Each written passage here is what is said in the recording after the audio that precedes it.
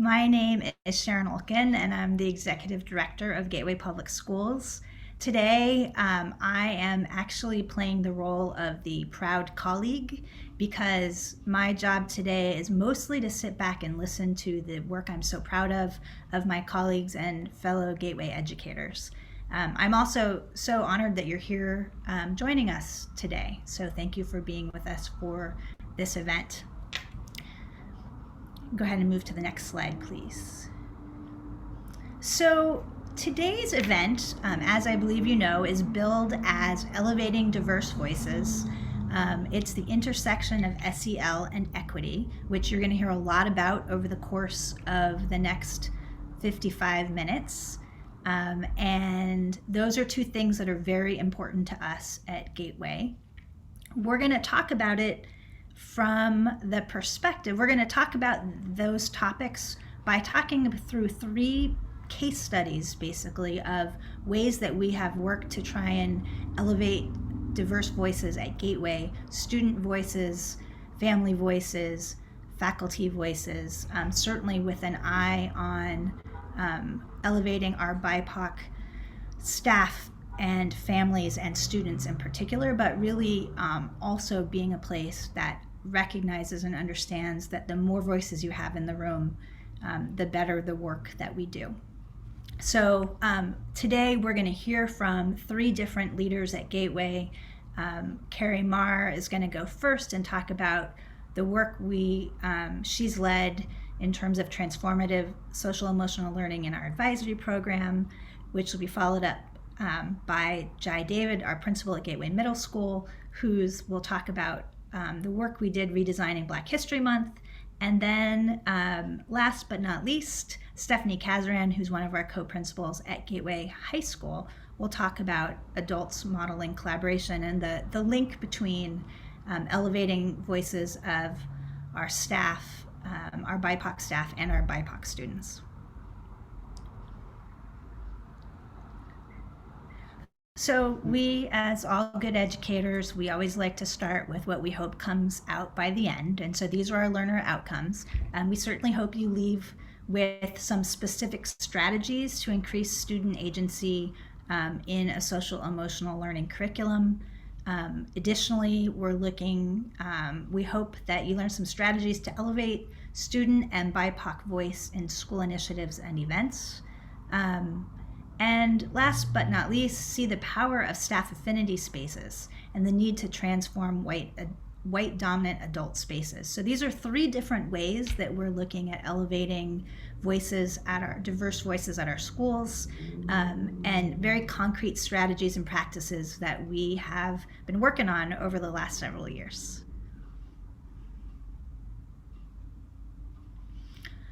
So we feel a little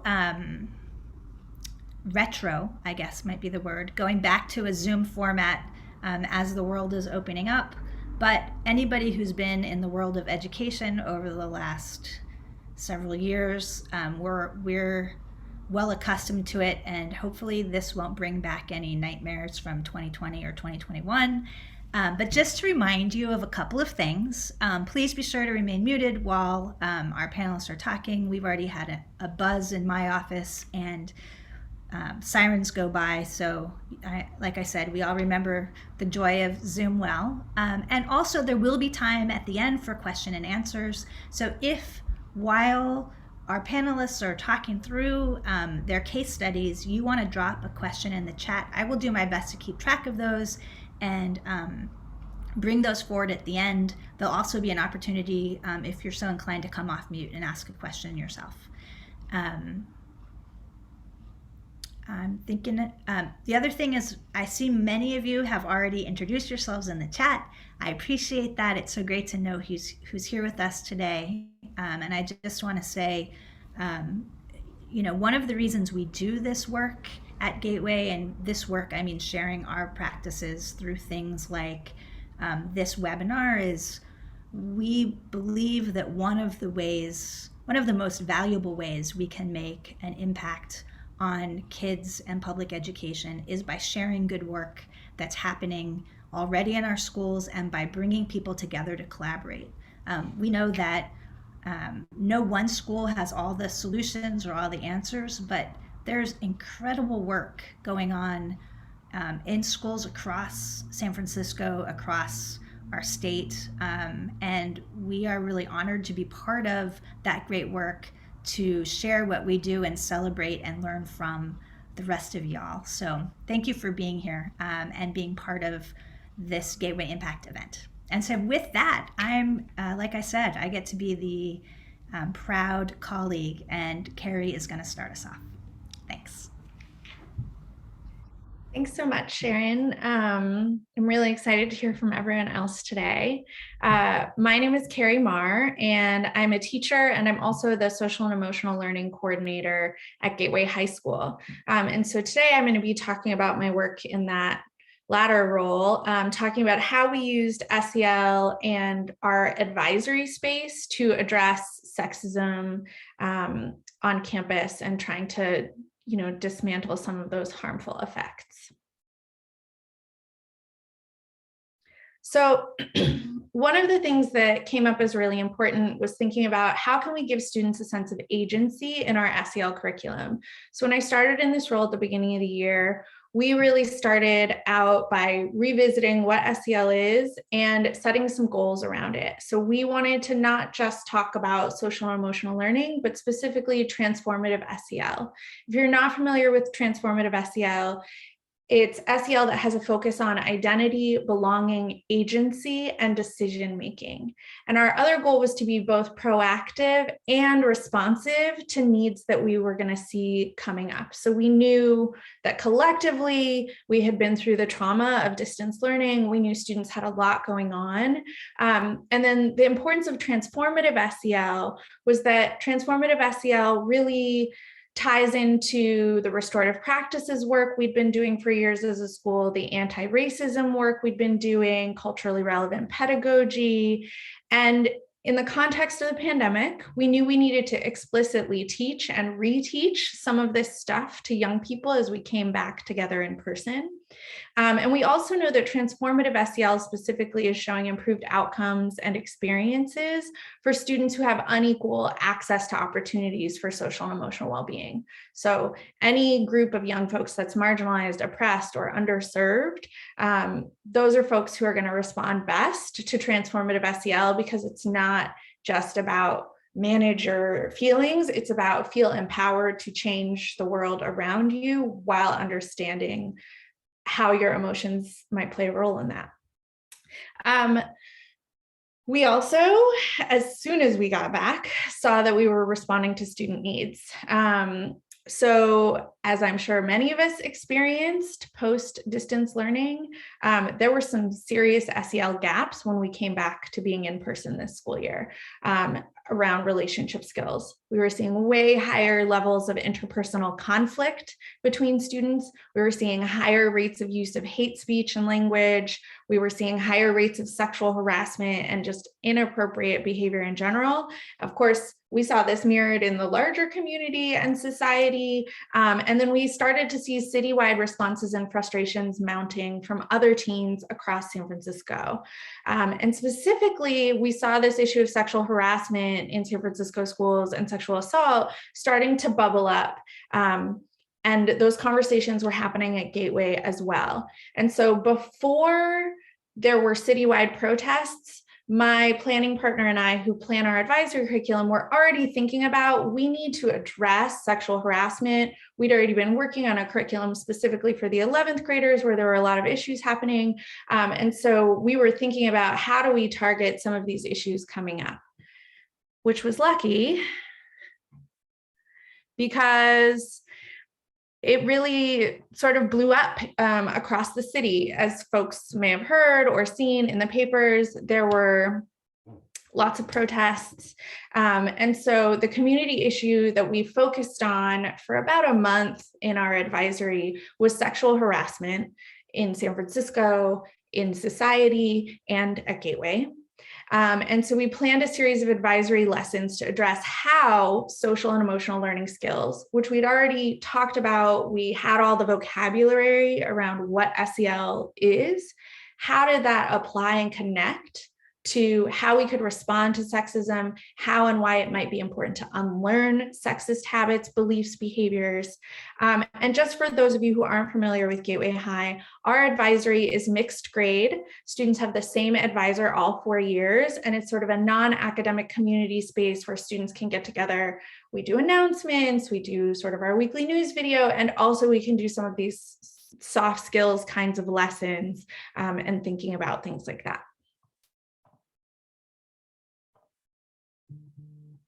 So 3 takeaways that are really important. SEL needs to be relevant and empower students and teachers. So that first one, being relevant, we could see from the very beginning of the year that harassment was a problem. Students were not interacting well with one another. Timing's everything. We were paying attention and we were responding, which meant we, in some ways, got lucky with our timing. The lessons that I had already been planning coincided with the week that there were student walkouts district-wide. And then student leaders on our campus wanted to plan a walkout. This wasn't on purpose and it wasn't reactive. We already had the ball rolling on these lessons, and that meant we could meet students where they were, which was really nice. Supporting student voice is another really important tool if you want to implement transformative SEL. So our students were invited to come to staff meeting and share what they needed. A group of student leaders talked about how teachers could disrupt harassing behaviors in classrooms, how they might respond. They really educated the adults, which was powerful. That leadership was nurtured and grown. So those students were sort of meeting organically. They were meeting with school leaders like Stephanie and others. They now have a club called Sasha that meets every week, and they're recruiting other students. So from sort of activism into more of being part of ongoing organizing work. And then because we had those student leaders, we were able to ask them for feedback on the lessons, which increased the effectiveness and the buy-in. And also, when you can go to students and say, other young people weighed in on this and helped build this, any of you who work with teenagers know, other young people are way more important to them than a bunch of grown-ups. And so that was really powerful. In terms of empowering teachers, we needed to coach and support our advisors to facilitate hard conversations with students. Holding space to talk about concepts like patriarchy or what is rape culture, that's not lightweight work. And not every adult feels equally equipped to walk into that conversation. So one way that we could do that was providing structure through these pre-made lessons while also allowing for some flexibility. So advisory became a container for this conversation.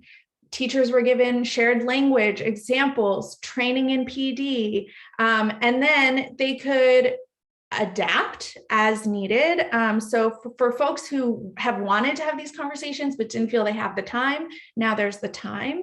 And for folks who, you know, I'm a new teacher, I don't know how to have these conversations yet, we're making space for that and we're supporting them through that. Including by having some optional support sessions for the harder lessons, where my planning partner, you know, held a space and people could show up and talk about, like, how do I have this conversation with my students? Ultimately, all of this work is about co-constructing adults and young people together, a culture of vulnerability and accountability. We got great feedback from faculty and from students about the conversations we were having. Finally, we're doing this work, it's so important, and the need to keep doing it. And so we're planning upcoming in May, we're going to do a similar series. The lessons might look very different, but we're going to, again, do a series tying SEL work to the anti-racism work that we've talked about for a long time as a school and the experiences of Black, Indigenous, and other people of color students. So that's coming up for us. And I want to go back to that piece about student voice and think about how to maximize that. Pull it in early. The lessons were really important. And our series was like a 3 to 4 lesson series. There were some misses in my first lesson because I didn't get student input early enough. And so then as I heard feedback from students, like, that wasn't really how students would talk to each other, Ms. Mar, right? The more I got their voices in there, again, like I mentioned, they really want to hear from each other and they trust each other, right? And so ways you can do that: ask your own students in classes and lessons, meet or share materials with student councils, student leadership, or clubs. That's definitely what I did. So meeting with the students who are part of Sasha, getting their feedback on each slideshow, asking them for edits. And then the last bullet, I think, can be helpful because we don't want to burden young people with having to do all of this training work. And also, we want to build their skills and their leadership. They might not yet be ready to fully be teachers.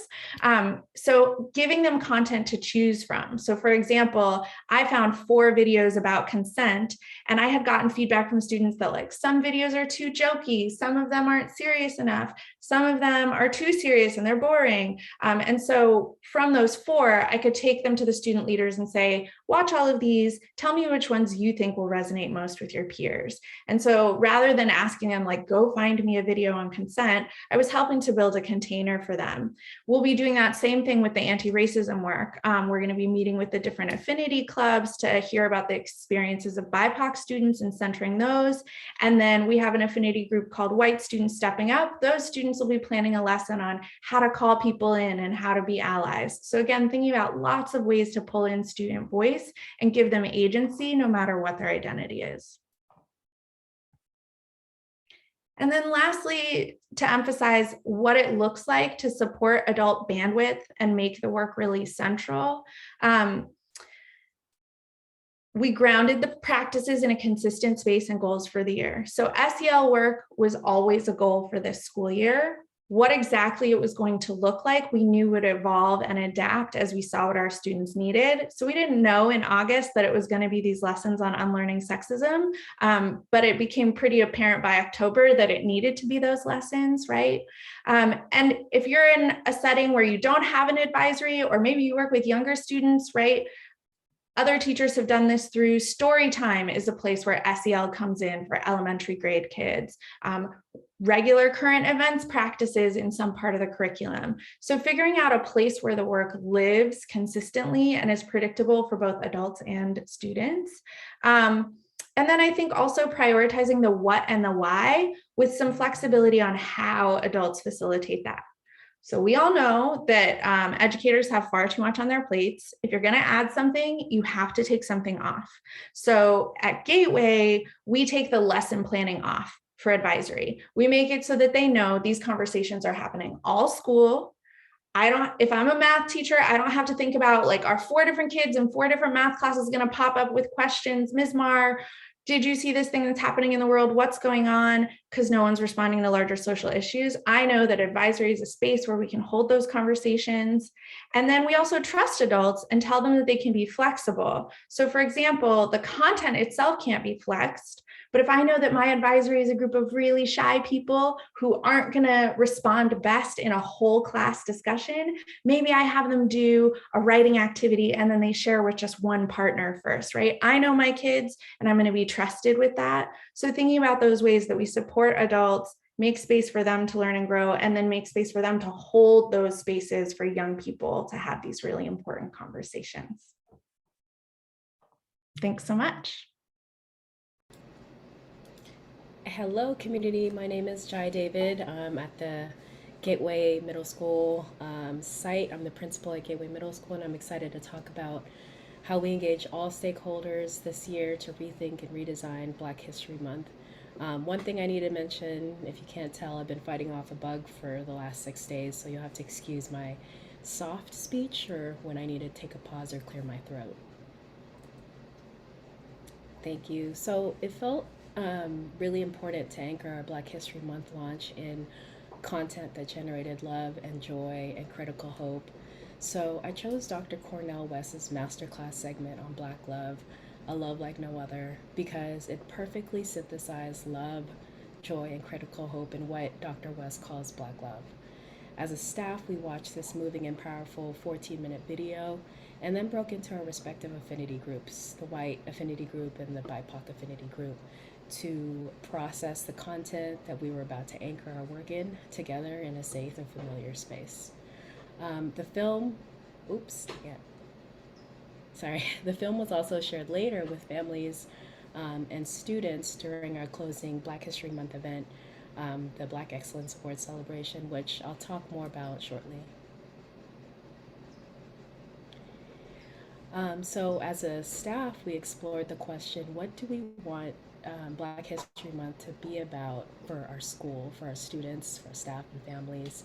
And collectively, we wanted Black History Month as an opportunity to build on our pro-Black and anti-racist goals, to elevate BIPOC voices, to celebrate our students, our staff and families, and to empower our students. And the essential question we grounded our work in this year, which was inspired by Dr. West's video on Black love, was what does it mean to be a joy spreader at Gateway Middle School? And how can we tie this concept to our school's Black History Month and really every month after? Building upon our community's strength and promise to include voices in decision making by all stakeholders, especially our BIPOC members, I propose the idea of having our BIPOC affinity groups take lead on the visioning for Black History Month, activating our respective communities to generate support, and the members of the white and non-Black affinity groups, so Latinx, Asian American, Pacific Islander groups, would then lead the planning and execution of the vision, as well as planning advisory lessons on allyship and solidarity.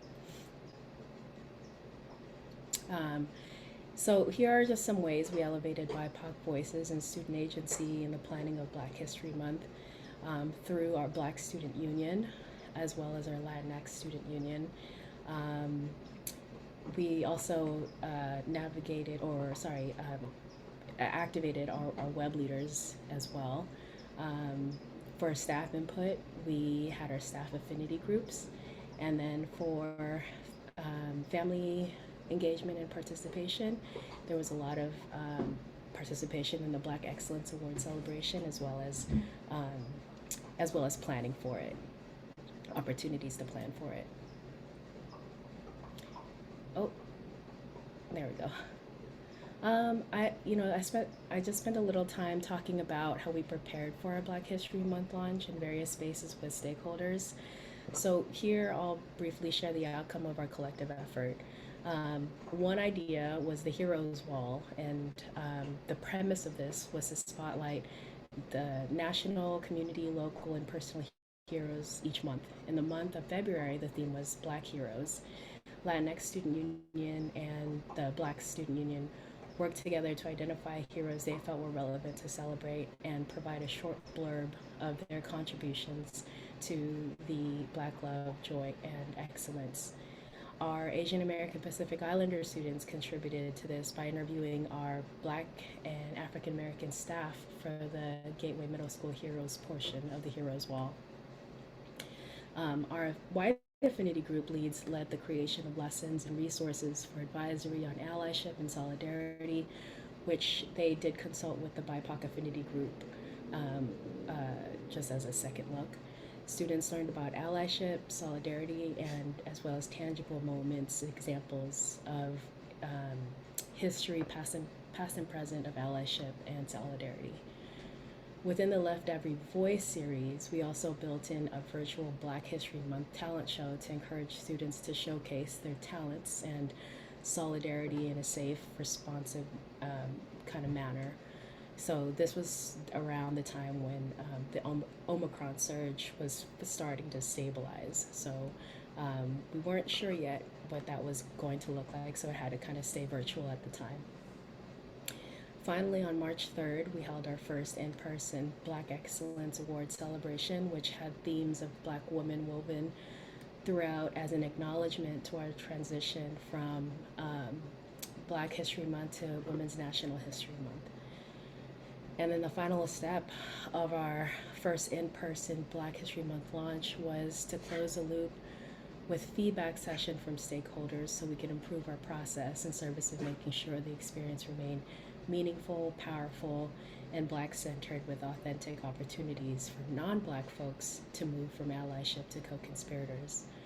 And then one of the biggest challenges, planning for this event was just having a short runway to plan and collaborate across affinity groups as well as the uncertainty related to COVID health and safety. So next year, we're hoping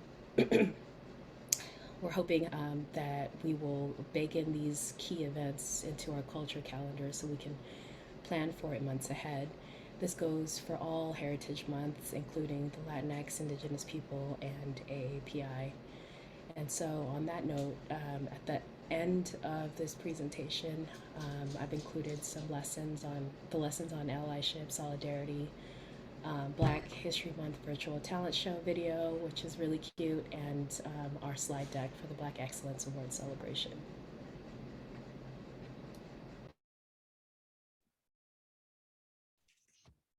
Hi, everyone. I'm Stephanie Kazran. I am one of the co-principals at Gateway High, and I am excited to get to share about some of the work we've been doing here at the high school. For those of you who are educators, you know the joy that is WASC visits, and we were lucky enough to have ours about a month ago. And one of the things that the committee was struck by in their time here at Gateway was what they saw as a really positive student culture. And they named that our students were really connected to our school community, and they asked about how that was possible. And the first thing I went to was our adult culture. And so I'm going to talk a little bit about how we have worked to support particularly our BIPOC staff here at Gateway. So when we think about the conditions we need for student culture that elevates diverse voices, we have to first ask ourselves if those conditions exist for our adults. If we value agency and voice with our students, we need to make sure that we also do that with our adults, because the adult culture really sets the foundation for student culture. I came into this role the summer of 2020, and that was a time that I know we are all trying to forget. We were living through dual traumas, both with the coronavirus pandemic, as well as the racial awakening that was happening in the country in response to George Floyd's murder. And I really started my year off asking myself how I can better affirm and validate our BIPOC staff experiences as we continue the school year. And so some of the questions that I used to ground my thinking was how our staff and our BIPOC staff in particular have opportunities to connect and build community with each other, because we know that's so essential, and how we ensure adult spaces aren't reaffirming characteristics of white supremacy. We know that being an educator can often feel really isolating, and that can be especially true if you are a BIPOC educator in a predominantly white staffed school. And so it's important to acknowledge that BIPOC staff often have unique experiences that include feelings of isolation and additional emotional labor. And it's necessary for our BIPOC staff to have space, and to have affinity space specifically, for increased connection and support, so that we're able to do this work for our students. And so in the summer of 2020, a group of us came together to kickstart what had previously existed, but was a little bit on hiatus. And that was the Gateway Public School BIPOC Affinity Space. And the intention was to have that space for staff across schools to come together for support, connection, and solidarity. And here you could see a quote from Trina Moore Southall, who says, from an article called How Racial Affinity Group Saved My Life, that affinity space was a place of affirmation and empowerment that we all so desperately needed. We acknowledged shared experiences in ways that were productive, valuable, and meaningful. And it was a brave space that preserved our dignity as people. And so affinity spaces, if you're not familiar with them already, are a place where folks with common backgrounds or experiences can come together for that validation and for empowerment. When we asked our BIPOC staff who participated in the affinity group how it felt afterwards, we were really struck by the feedback. Here you can see some of the quotes that folks shared, including that it helped them get through a really tough year. It helped improve feelings of hopelessness about what's going on in the world with people of color. It was a space where they got to speak freely about the positives and the challenges that arise from the work. And it was an opportunity to find community with each other and to have space to be real and allow vulnerability to permeate into the mainstream spaces at Gateway. We also were able to bring that energy into our student culture. And while we had affinity clubs at Gateway previously, there was definitely a new invigoration around creating more. And so here you can see just a handful of the affinity clubs we have at Gateway. And what's beautiful is that the sentiments that we've seen in the adults from the affinity group are true for our students as well. And so when we've asked students about their experiences at Gateway and what's helped them feel connected, a lot of them have named how important BSU and APISU and the Latinx Student Union were, and have shared that it helped them feel like they belong in our community. One of my my hopes also with the BIPOC affinity group was that it can serve a more institutional purpose at Gateway. And so during distance learning, there were 3 areas that the affinity group focused on. One was having listening sessions with Gateway administrators, specifically tied to how we can better recruit, hire, and sustain BIPOC staff. We talked a lot about how we can transform the professional development space so that we are ensuring adult collaboration is not centered around white experiences, and that the work that we were doing as an affinity group, again, would translate into our work with students and ultimately building our BIPOC students' skills as advocates and organizers so that they can have a greater impact on the community as well. And so our affinity group was incredibly powerful and brave, and they brought some feedback to the rest of our staff around how we can ensure that what has historically felt like a white dominated space was more validating and affirming of our BIPOC experiences. And it was important that this came from BIPOC voices directly. And so when we've had conversations around what adult collaboration has looked like at a school, some of our BIPOC staff have named that it has felt like a white held and led space, that there have been times where they have felt othered, or that the PD itself is really tailored around the needs of our white staff, and that they have to carry the labor of helping their colleagues do the work. And that was feedback that I think really opened the eyes of many of our white colleagues to think about how they show up in those spaces and what kind of added burden they may have been putting on their BIPOC colleagues, even with good intentions. And so a piece of that transformation meant a reevaluation of our norms, where our faculty norms historically were there to make sure we all felt okay and that we were comforting one another. And it felt like our norms were really prioritizing the need to preserve white fragility rather than move our adult staff in the direction that it needed to really push our anti-racist work. And so the BIPOC affinity group made some suggested norms that have since been adopted by our adult community and have now been more and more present with our students as well.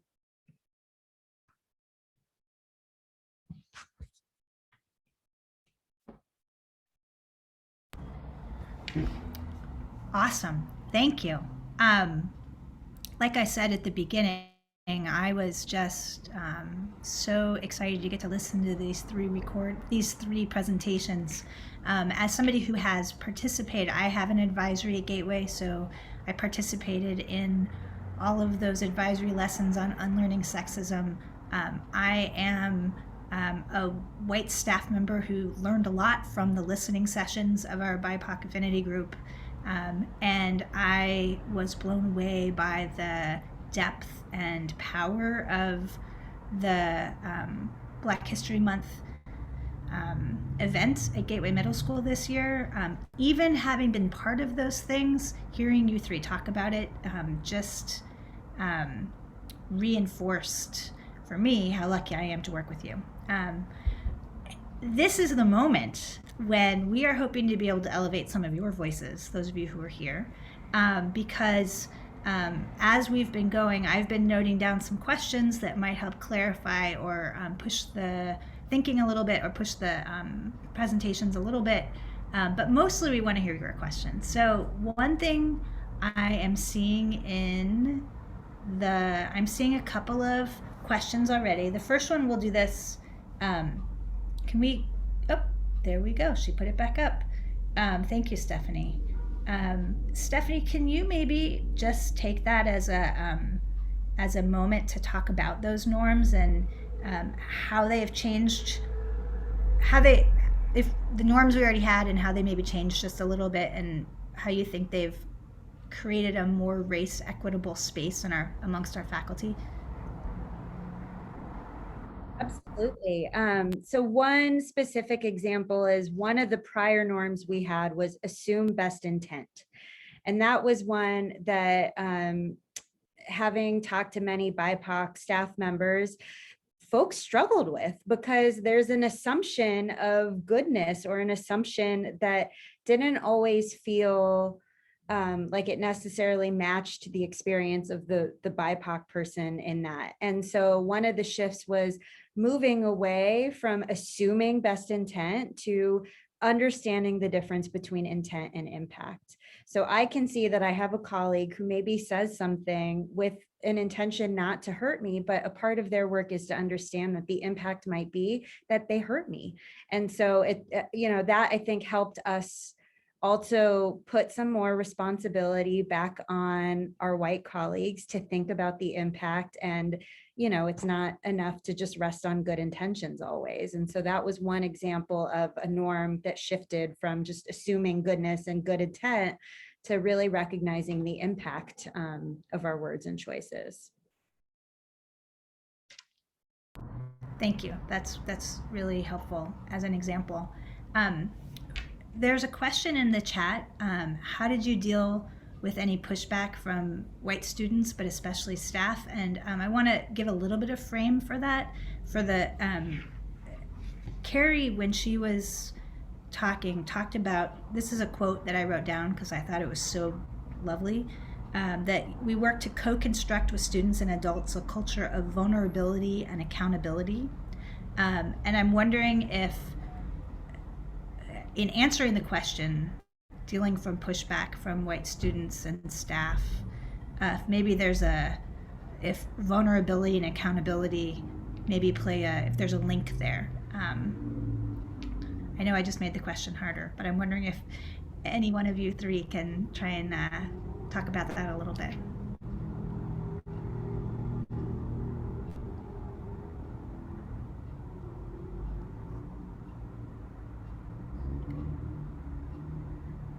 You might have to rephrase the question for me one more time. I Yeah, apologize. so let's go with this. So let me do it as two questions. First of all,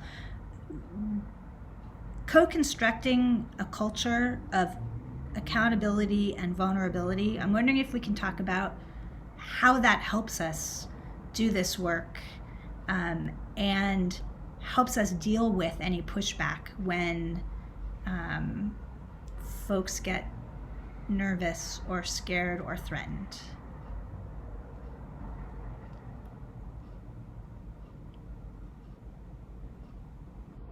Okay, it's a hard question.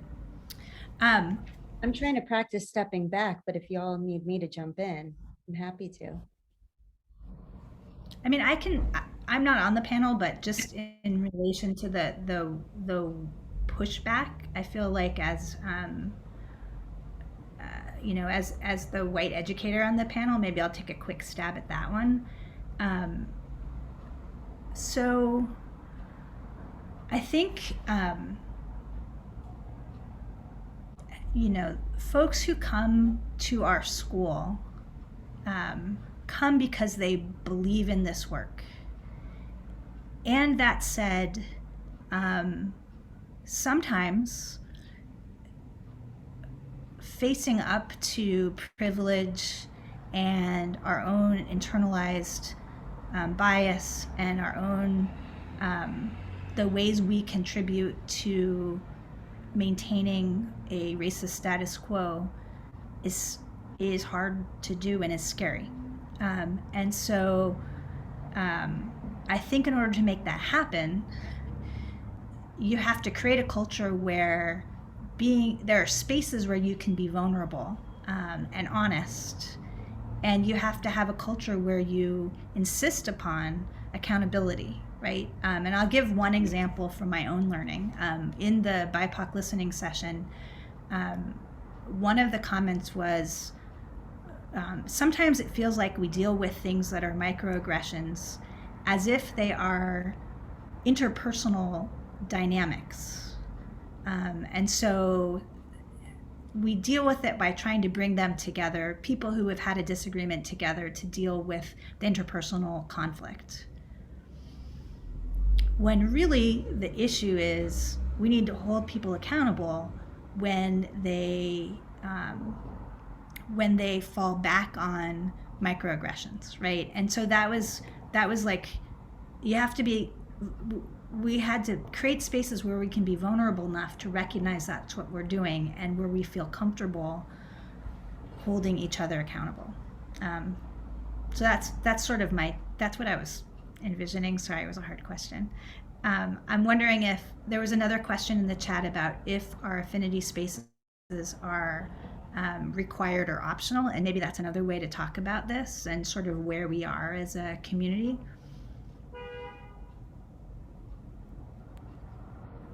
This isn't my area of the panel, but I'm happy to jump in here as someone who's a participant in all of that.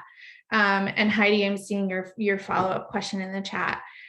So I think this relates to Jai's question. Affinity groups this year are not optional. We have a history of having the BIPOC affinity space and in the past that was for GPS, so it was middle school and high school folks meeting together.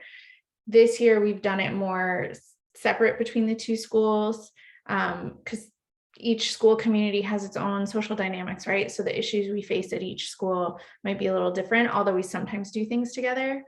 And then there's also a group called White Anti-Racist Teachers, that's the white folks on our staff that they opt in to be part of. And so I think because there are both of those spaces, and then there's leadership in both of those spaces, that helped that when affinity groups this year became non-optional, AKA mandatory, I think a couple things helped with that. One was the way that it was framed by leadership as they were going into PD and saying, like, this is the value of affinity groups. This is what happens in these spaces. This is how people are more able to learn and grow in these spaces.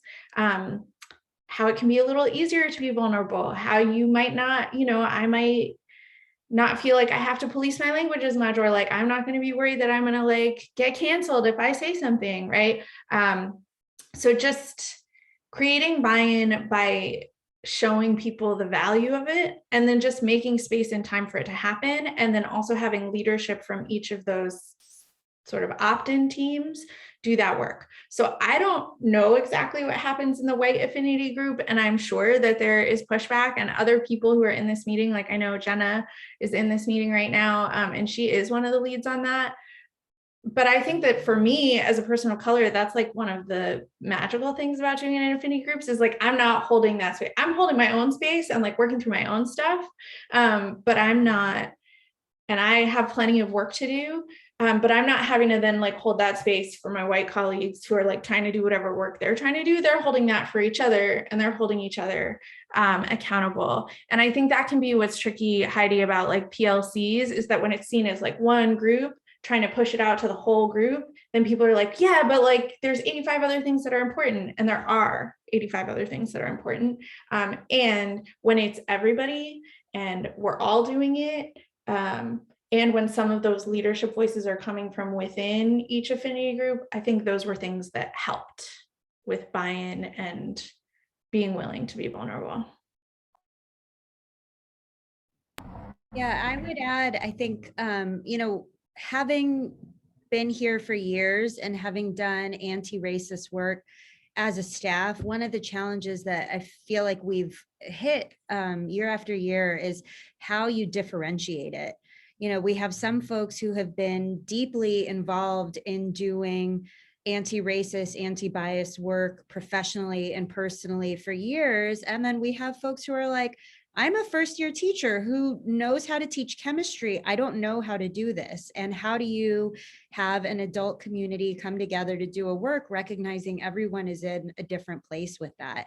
And I do think having affinity based PLCs as a part of our PD allowed for that differentiation. And even within the way that the PLCs have been modeled, folks have been able to self-identify one area of their practice that they want to focus on. So everyone is doing something. There is no opting out of doing this work, whether you're a person of color or a white identifying person, if you're a year 15 teacher or a student teacher, everyone has something that they're working on. And I think that has certainly helped.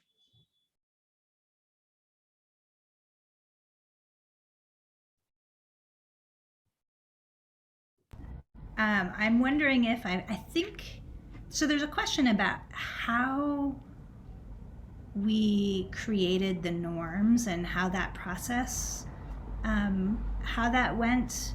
And so I wonder, Stephanie, if you can just talk a little bit about the evolution, perhaps. Yeah, absolutely. So, as a school, we have a grounding in thinking about what transformational education looks like. And that means that there are times where we have to check ourselves and we have to ask ourselves if we are just reproducing what we've always known and what we've always done, or if we are thinking about things differently so that we can transform the outcomes for our kids. And we very much took that approach to looking at our norms. We looked at our norms and we asked ourselves, are we reproducing characteristics of white dominant culture in our adult meeting spaces, or are we transforming it so that our BIPOC staff have a greater sense of connection and space and agency?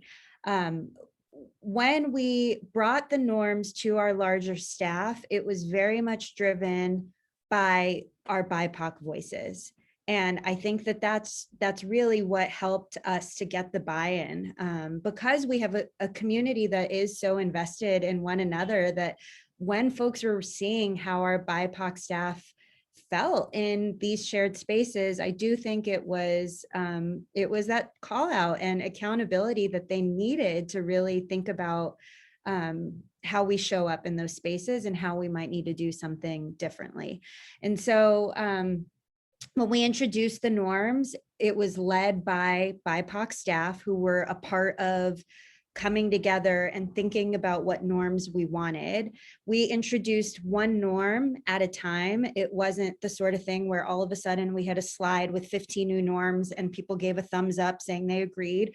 We thought about one and we gave folks an opportunity to really think about and make meaning of what that one norm would mean for our community and what was different about it and how that would allow us to move away from a white dominant culture. And so I think introducing one norm at a time over the span of a couple of weeks help people really connect with the norms, because you also don't want norms that are just that thing that people popcorn out and don't actually live. And so making space for folks to really process it, to connect with each other. We got feedback from the broader staff who were able to name what felt hard for them about it so that we could address it. I think really did help us get that whole community buy-in. But again, it was really grounded in our BIPOC staff feedback and was led by them. Thank you, Stephanie. So we're gonna move into the lightning round. So the lightning round is we have 5 minutes left, and I was wondering if you could each take a minute, think back to the work you did and that you were presenting, and if there's one key takeaway that you want folks who joined us today to leave with, what would that be? I'm going to give you a minute to think about it. Actually, I was going to go to the slides, but they're not up yet. So whoever is ready, I'm going to let you go ahead and unmute yourself and share your pearl with our group. Can you guys hear me? Okay, I'm happy to start. So, thinking about the Black Excellence Award celebration when I was like starting like the visioning process of it, coming and I was really bringing like the context that I came from, and Black Excellence Award celebration was like this big event, and it had packed house and everything. Um, I think it was a newer vision to roll out to the team. So I think there was a lot of nervousness around like the details and like the planning of it, and also, just to be fair, the runway that we had was like 2 weeks to plan this like big important event. Um, Try not to make any mistakes, which we ended up making a mistake. So don't make a mistake. Double check the list. Um, yeah. So, but that said, it was one of those things where I knew that it was an important moment for students and for families, and this is the feeling that I got talking to families about just needing to be connected to other parents, and students needing to be connected to each other, and just feeling the sense of heaviness from particularly our Black students, that this was this needed to happen, and it needed to be a special event. And so you know I I think I could have easily said like, yeah, let's just make it like a short 30-minute thing, but in my heart of hearts, it like I felt it. I felt the need, and ran, and just activated all the people that I could, and just really thankful that parents were really excited about it from the jump, and students and staff were all really excited about it from the jump. So I guess like my takeaway message is, if there's a vision that seems really big and scary, just do it. You're gonna make a mistake. I made a mistake that night twice, and at the end of it, the parents were still very much like happy and overjoyed that we had this event. And I think that that's one part. The second part is families want to be a part of our community, so get them engaged early. Awesome. Thank you. Great, Pearl. Stephanie or Karen? I can go next. I think my first takeaway is not mine. It's from Castle, which is an organization I'll drop in the chat later if you're not familiar with their SEL work. But all learning is social and emotional. And so that feeds into my real takeaway, which is because all learning is social and emotional, don't wait to respond to big issues in the community, whether that's ongoing violence against Black people in this country, or it's unkind language between students, or upticks in bullying or harassment, or whatever's going on. The more that we can be responsive and proactive, the more our students will trust us and believe that we're asking them to engage with us about the hard things of like what it means to be a human in the world. So yeah, don't wait. And remember, all learning is social and emotional, so it's worth making the time to do these things. Awesome. Thank you. Stephanie? I think mine is short and sweet. It's invest in your BIPOC staff, and that might look like something different based on where you are and the culture or environment you work in, but do the work to figure out what it means to invest in them, and do it. Right on. Thank you. When I asked for your closing thoughts of wisdom, nailed it. Thank you. So we are just at 5:30, and so I'd love to ask us to just put the slides back up for 1 second, because I want to put a plug in. If you enjoyed this, next slide. There you go. So I just want to put a quick plug in for our next event, which is on Saturday, May 7th. We have traditionally done a full day conference, the Powerful Learners Conference. Symposium is supposed to suggest it's a little bit scaled back based on getting back into the world post-pandemic. But we are, the theme will be a deeper reflection on elevating diverse voices. So this was sort of to wet your whistle and get you thinking, and hopefully you're leaving with some strategies and inspiration. This is going to be a virtual event. Information will be coming out soon.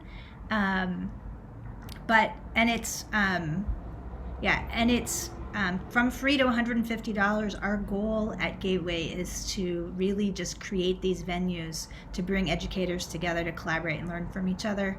And we're educators, so we're keeping what we do free or as low cost as possible for each other.